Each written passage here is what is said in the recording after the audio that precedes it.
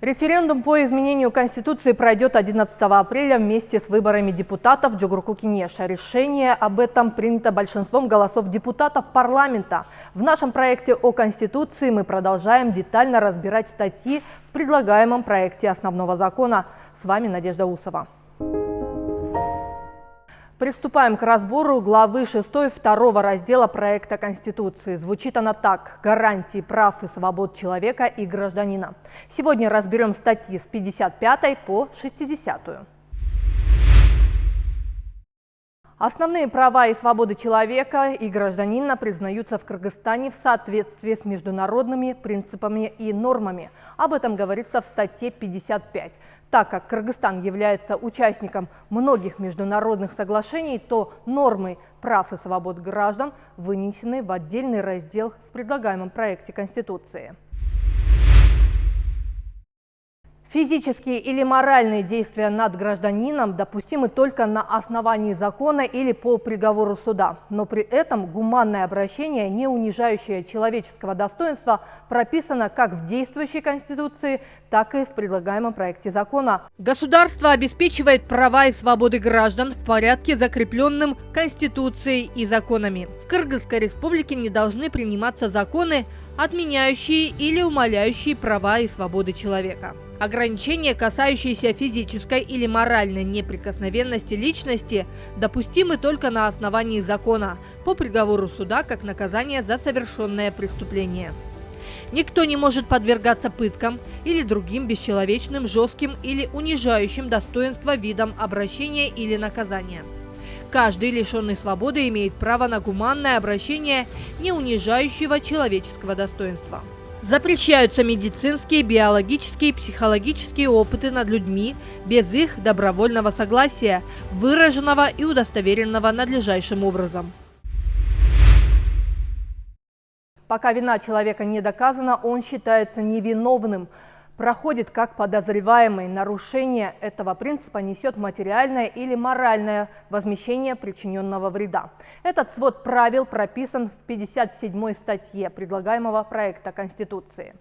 Каждый считается невиновным в совершении преступления или проступка, пока его виновность не будет доказана в предусмотренном законном порядке или установлена вступившим в законную силу приговором суда. Нарушение этого принципа является основанием для возмещения материального ущерба или морального вреда в судебном порядке. Никто не обязан доказывать свою невиновность. Любые сомнения в виновности толкуются в пользу обвиняемого. Никто не может быть осужден лишь на основании его собственного признания в совершении преступления. Бремя доказывания вины возлагается на обвинителя. Доказательства, добытые с нарушением закона, не могут использоваться для обоснования обвинения и вынесения судебного решения. Никто не обязан свидетельствовать и давать показания против самого себя, супруги или супруга и близких родственников, круг которых определяется законом. Все решения остаются за судом. Никто не вправе заниматься самосудом. Каждый человек имеет право обращаться в вышестоящий суд для вынесения справедливого решения. В статье 58 говорится: каждый имеет право на рассмотрение дела судом с участием присяжных заседателей в случаях, предусмотренных законом. Каждый осужденный имеет право просить о помиловании и смягчении наказания. Никто не должен дважды нести юридическую ответственность за одно и то же правонарушение. Каждый осужденный имеет право на рассмотрение его дела вышестоящим судом в соответствии с законом. Каждый человек имеет право обратиться за защитой своих нарушенных прав и свобод в международные органы по правам человека в соответствии с международными договорами, вступившими в силу в установленном законодательством порядке. 6 внушительных пунктов содержит статья 59. По новому проекту закона она расширена и дополнена. Каждый человек имеет право на свободу и личную неприкосновенность. Никто не может быть лишен свободы только на том основании, что он не в состоянии выполнять какое-либо гражданско-правовое обязательство. Никто не может быть задержан, заключен под стражу, лишен свободы иначе как по решению суда, и только на основаниях и в порядке, установленных законом.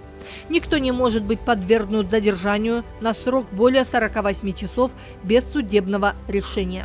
Каждое задержанное лицо незамедлительно до истечения 48 часов с момента задержания должно быть доставлено в суд для решения вопроса о законности и обоснованности его задержания. Если отпадает основание, по которому лицо было задержано, оно должно быть немедленно освобождено. Законом в отдельных случаях могут быть установлены более короткие сроки задержания. Каждому задержанному лицу должно быть безотлагательно сообщено о мотивах задержания и разъяснены его права. С момента задержания лицу обеспечивается безопасность, предоставляется возможность защитить себя лично, пользоваться квалифицированной юридической помощью адвоката, а также право на медицинский осмотр и помощь врача. Каждое лицо, задержанное или заключенное под стражу в нарушении положений настоящей статьи, имеет право на возмещение ущерба за счет государства с выплатой компенсации в порядке и размерах, установленных законом. В случае выполнения заведомо незаконного и необоснованного задержания или заключения под стражу должностные лица несут уголовную ответственность. Следующая 60-я статья содержит два пункта. В первом говорится о том, что лицо не может нести ответственность за действия, которые на момент совершения их не считались правонарушением. Если все же ответственность устранена или смягчена, то в этом случае применяется новый закон. Закон, устанавливающий или отягощающий ответственность лица, обратной силы не имеет. Никто не может нести ответственность за действия, которые на момент их совершения не признавались правонарушением. Если после совершения правонарушения ответственность за него устранена или смягчена, применяется новый закон. Уголовный закон, устанавливающий ответственность, по аналогии не применяется. В следующих наших выпусках мы рассмотрим еще 5 статей с 6 главы, которые трактуют о гарантиях прав и свобод человека и гражданина. Оставайтесь на Лото 24, увидимся.